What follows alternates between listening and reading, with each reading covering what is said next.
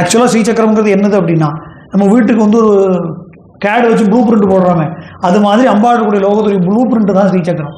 அது ஃப்ளாட்டாக இருந்தால் ஸ்ரீசக்கரம், 3 டைமென்ஷனலாக இருந்தால் மகாமேரு. அப்போ அந்த மகாமேருடைய பிந்துவில் அம்பாளுடைய கிரகம் இருக்கு. அப்போ அதை சுற்றி பல கோடி தேவதைகள் இருக்கா. இல்லை ஒன்றுலேயும் ஒரு ஒரு ஆவரணத்திலையும் பல விதமான தேவதைகள் இருக்கா.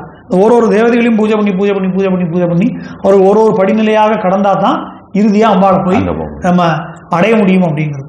அதனால அந்த பிந்து மத்தியத்தில் அம்பாள் இருக்கா, அதை சுற்றி பல கோடி தேவதைகள் இருக்கா. அம்பாளுக்கு வந்து 9 ஆவரண பூஜைகள். 9 ஆவரணம்னா மறைப்பு. ஒரு ஆவரணத்தையும் கடந்து அந்த மறைப்பு நீங்கி அடுத்தது நம்ம போகிறோம். இப்படி போகும்போது 9 விதமான ஆவரணங்களையும் கடந்தா திருக்கோணாந்தர தீபிகான்னு சொல்லும்படி பிந்துவில் அம்பாள் இருக்கா அப்படின்னு சொல்லி சொல்கிறோம். நம்ம மெட்ராஸில் தர்மமிகு சென்னைங்கிறார் வள்ளலார். சென்னைக்கே ரொம்ப விசேஷம் உண்டு. ஏன்னா இந்த அம்பத்தூர் அப்படிங்கிறதே நம்ம சக்தி பீடங்கள் 51வது சக்தி பீடத்தை குறிக்கக்கூடியது. 51வது ஊர் தான் அம்பத்தூர் ஆச்சும்பா.